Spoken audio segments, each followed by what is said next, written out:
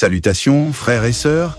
Merci de vous joindre à moi. Aujourd'hui, nous parlons du Burkina Faso. La nation avance-t-elle ou recule-t-elle sous la gouvernance militaire du capitaine Ibrahim Traoré? Nous devons le savoir, car certains médias occidentaux dépeignent une situation désastreuse. Rejoignez-moi pour une analyse des changements économiques, industriels, agricoles et juridiques.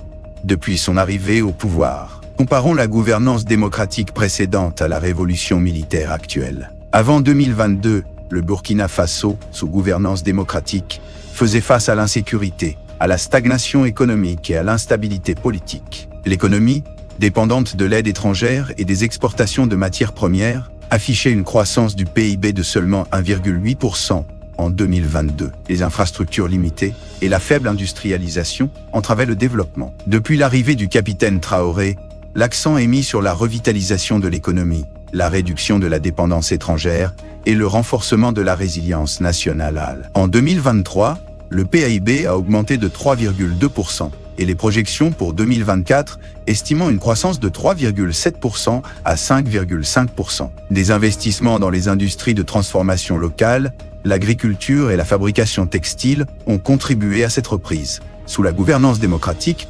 l'industrialisation était limitée, avec une forte dépendance à l'exportation de matières premières. Aujourd'hui, le gouvernement militaire développe des industries clés comme une raffinerie d'or, créant des emplois et de la valeur ajoutée localement. Dans le secteur agricole, l'ancienne gouvernance peinait face à la sécheresse et à la faible mécanisation. Le capitaine Traoré a priorisé la modernisation de l'agriculture, distribuant des équipements modernes et lançant des projets de transformation agricole. Le chômage élevé, surtout chez les jeunes, était un problème sous la gouvernance démocratique. Le gouvernement militaire a créé des emplois grâce à des projets industriels et agricoles, diversifiant les opportunités d'emploi.